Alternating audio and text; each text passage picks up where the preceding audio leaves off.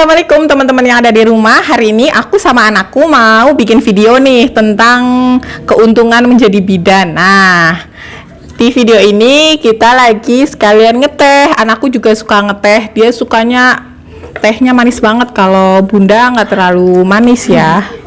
Ini gulanya.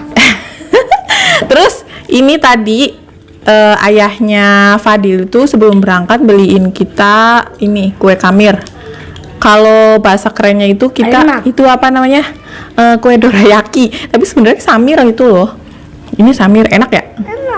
Nah teman-teman, aku itu mau berbagi ke teman-teman semua tentang keuntungan menjadi bidan yang aku rasakan sekarang, dan mungkin teman-teman juga bisa menerapkan sendiri ya, dan merasakan juga keuntungan setelah menjadi bidan itu seperti apa. Yang akan aku jelaskan ke teman-teman itu hanya poin-poin yang menurut aku penting banget lah, tapi selebihnya kan sebenarnya lebih banyak lagi gitu ya. Ini di bawah ya. Nah, kita minum dulu ya teman-teman sebelum mulai. Oh ya, jangan lupa subscribe, like, komen di bawah ini. Kalau ada pertanyaan komen aja ya teman-teman.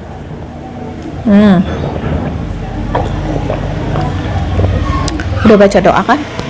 Jolah. Oh iya. Sambil nyicipin kuenya dulu ya. Minta apa kan? Aku tuh udah nyatet beberapa poin, jadi biar nggak belibet ya teman-teman. Aku tuh kalau bikin video bikin beberapa poin gitu. Aduh. Dia sini. Ya Allah. Kesedak ya. Minum. Air putih. Air putih. Repot ya kalau ngevlog bareng bocah.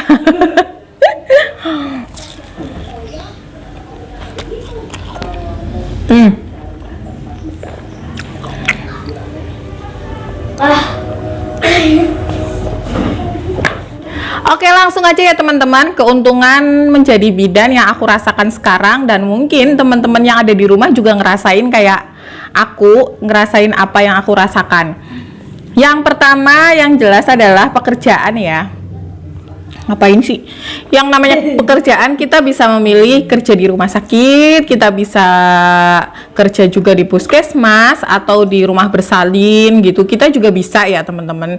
Atau kayak misalkan kayak aku nih, setelah nikah punya anak terus ribet dengan urusan bocah gitu. Jadi aku memilih untuk resign dan buka praktek sendiri di rumah. Itu juga bisa. Yang penting kita mengikuti prosedur ketentuan dari IBI setempat. Nanti Jangan untuk ditabuk apa kan sakit. enggak ditabok. Untuk persyaratannya aku udah bikin videonya tuh kayak apa. Nanti teman-teman bisa lihat sendiri, bisa tonton sendiri. Itu masalah pekerjaan yang jelas. Nggak usah khawatir masalah pekerjaan ya teman-teman. Insya Allah selalu ada. Kalau misalkan pun mau di rumah itu kan bisa buka praktek. Kalau misalkan belum punya modal nih mau buka praktek, itu kan kita bisa ya bikin baby spa atau pijat bayi yang kita datang ke rumah, jadi home care. Nggak, jangan kayak gitu, kita home care aja, jadi nggak usah kita sediain tempat, nggak masalah. Jadi kita yang datang ke rumah pasien gitu. Itu banyak ide lah dari situ, jadi nggak usah khawatir. Terus yang kedua, menurut aku keuntungan kita menjadi bidan adalah ilmu yang kita dapatkan itu bisa kita terapkan ke keluarga atau ke anak sendiri. Misalkan kita hamil, punya anak, kan kita bisa nih mandiin bayi sendiri, terus pijat bayi sendiri, mijat bayi kita sendiri. Itu kan mungkin waktunya lebih fleksibel, terus kita bisa lebih care sama baby kita kayak gitu. Terus kalau misalkan dari keluarga kita ada yang demam, atau misalkan suami kita demam atau sakit apa, kita kan nggak terlalu yang panik karena kita bisa memberikan pertolongan pertama pada saat keluarga kita sakit gitu. Terus apalagi ya, Oh ya, pengalaman aku yang kemarin baru terjadi kan, aku hamil dan keguguran itu bener-bener pengalaman yang iya, tapi pengalaman itu sangat berharga banget buat aku ya teman-teman, dan aku bersyukur banget aku bisa menjadi sudah punya ilmunya, sudah jadi bidan gitu ya. Jadi seenggaknya ada beberapa keuntungan pada saat kemarin aku itu yang hamil dan keguguran. Yang pertama, minum dulu ya. Yang pertama itu pada saat aku tahu aku hamil, ngerasa nggak enak kan. Biasanya kan ibu-ibu udah tau lah rasanya kok tanda-tanda hamil kayak gitu. Nah, kita bisa melakukan pemeriksaan sendiri kayak tes pack sendiri. Oh iya, terus hasilnya positif. Ternyata hasilnya positif kan kita bisa anamnesa sendiri, nyatet-nyatet sendiri, mendata diri sendiri kayak gitu ya teman-teman. Itu keuntungannya. Jadi kita tahu apa yang harus kita lakukan pada saat kita mengetahui kita hamil. Terus apalagi ya? Yang jelas obat udah tersedia di rumah. Obatnya apa aja, vitaminnya apa yang harus diminum itu ada di rumah. Terus apalagi ya, buku KIA otomatis ada dong di rumah. Jadi kita nggak perlu yang ke puskesmas atau ke rumah sakit untuk mendapatkan buku hamil. Apalagi di tengah-tengah wabah kayak gini, wabah COVID ya. Jadi kita itu diusahakan di rumah aja, nggak perlu yang keluar-keluar. Itu sangat membantu. Jangan lupa cuci tangan pakai sabun. Oh iya, cuci. Itu sangat membantu sekali ya teman-teman. Terus habis itu aku ada keluhan ya teman-teman, kemarin ngeflag. Nah, pada saat aku ngeflag, aku juga setidaknya kita sebagai bidan itu tahu, oh ya, apa sih yang harus dilakukan pertama kali gitu. Seenggaknya kita harus bed rest di rumah gitu kan. Nah, setelah itu kita bisa konsul ke dokter. Biasanya kan kita kalau misalkan kita bukan partner kerja sama dokter spesialis kan kita canggung ya, maksudnya mau ngomong juga gimana. Tapi kalau misalkan kita sama dokter kandungan yang memang sudah CS, udah temen, itu kan kita konsulnya enak. Tuh gimana nih, aku kayak gini kayak gitu. Setidaknya dokternya juga bisa ngasih terapi karena kita juga paham dong. Terus di rumah biasanya kan ada ya, misalkan dokternya ngasih terapi apa, karena dokter ngasih terapi ini yang jelas dokternya udah tahu bahwa memang kita udah di rumah memang biasanya ada obat itu kayak gitu ya. Nah, intinya kita bisa konsul ke dokter lebih enak, lebih nyaman karena kita sebagai partner kerja gitu.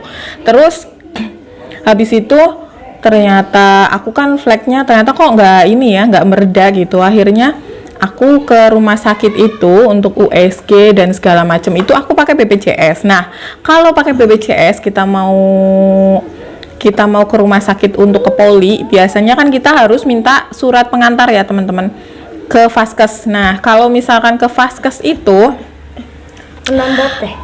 ya boleh ke Vaskes itu karena kita sama-sama bidan ketemu bidan, jadi lebih enak gitu, lebih dimudahkan di situ. Jadi aku minta surat rujukan juga, Mbak, aku mau minta rujukan. Oh ya udah, apa nih, karena kita udah tahu kan kita seprofesi, jadi ya udah lebih mudah intinya di situ, sama bener-bener di situ dimudahkan.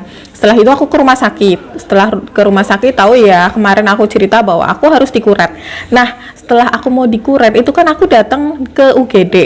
Di UGD aku ketemu ya biasa, ketemu sama bidan yang udah kenal juga yang jaga UGD-nya. Jadi lebih tenang lagi. Terus ke bagian apa tuh? Ruang observasi. Di ruang observasi juga beda karena kita kan sama-sama bidan. Jadi kita itu saling guyon aja gitu.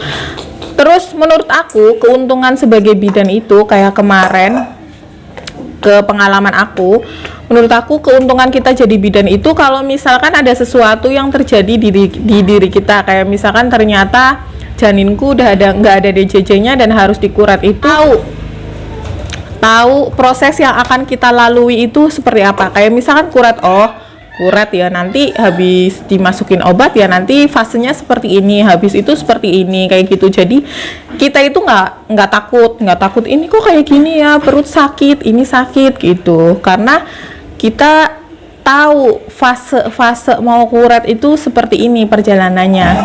Terus lebih tenangnya juga setelah tindakan. Kalau misalkan kita nggak tahu, mungkin nggak tahu ilmunya kayak gitu, pasti kan kita bertanya-tanya, misalkan habis lahiran tuh gimana sih, habis keguguran itu gimana, pasti kan kayak gitu. Tapi kalau misalkan kita udah jadi bidan, kita biasa nanganin pasien seperti itu dan memang teorinya seperti ini, itu juga kita lebih tenang untuk masa pemulihan setelah persalinan atau keguguran gitu. Menurut aku keuntungan menjadi bidan itu seperti itu. Jadi lebih ke diri kitanya itu lebih banyak berguna gitu loh teman-teman. Jadi nggak usah khawatir kalau misalkan kok jadi bidan tuh apa sih keuntungannya. Jadi nggak hanya fokus untuk kerja nyari kerja enggak, tapi lebih fokus untuk ke diri kita iya, ke anak kita iya, ke keluarga iya, kayak gitu loh teman-teman. Itu sangat berguna banget kemarin buat aku juga, pengalaman yang sangat berharga. Makanya aku bikin video ini biar teman-teman yang ada di rumah itu nggak fokusnya jadi bidan hanya untuk mencari kerja kayak gitu. Itu sebenarnya salah banget gitu loh teman-teman, karena aku ngerasain jadi bidan itu nggak sekedar kita mencari kerja, tapi ini untuk diri kita sendiri. Jadi enak masa sebelum tindakan, masa setelah tindakan kita udah tahu fasenya, jadi itu lebih mudah. Itu intinya seperti itu. Dan keuntungannya juga selain itu kita bisa membantu suami ya untuk pendapatan juga, seenggaknya kita membantu income keluarga ya teman-teman. Itu bukan rahasia lagi bahwa bidan itu menghasilkan kayak gitu. Terus kita juga keuntungannya juga kita bisa membanggakan orang tua. Orang tua kan seenggaknya menguliahkan kita, pasti beliau itu pengen dong kita itu jadi orang sukses, berhasil, terus kita itu bisa bermanfaat untuk orang lain. Jadi kalau misalkan kita bisa menjadi bidan, setidaknya kita bisa membahagiakan orang tua secara tidak langsung. Kita bisa membahagiakan orang tua gitu. Nah, itu aja menurut aku keuntungan yang poin-poin besar yang aku garis bawahi untuk selalu berbagi dengan teman-teman, biar teman-teman tuh ingat selalu bahwa untuk menjadi bidan itu bukan hanya sekedar mencari pekerjaan, tapi banyak keuntungan yang bisa kita dapatkan untuk kita, untuk keluarga, dan untuk orang lain. Makan dulu ya teman-teman. Udah kayak gini. Nggak mau minum lagi kan tehnya. Oke, sampai jumpa di video selanjutnya. Jangan bosen-bosen untuk selalu nonton video aku. Jangan lupa subscribe, like, dan komen, karena subscribe itu gratis. Dah. Wassalamualaikum. Jangan lupa subscribe, like, komen di bawah ini. Terus jangan lupa cuci tangan ya teman-teman. Jaga kebersihan.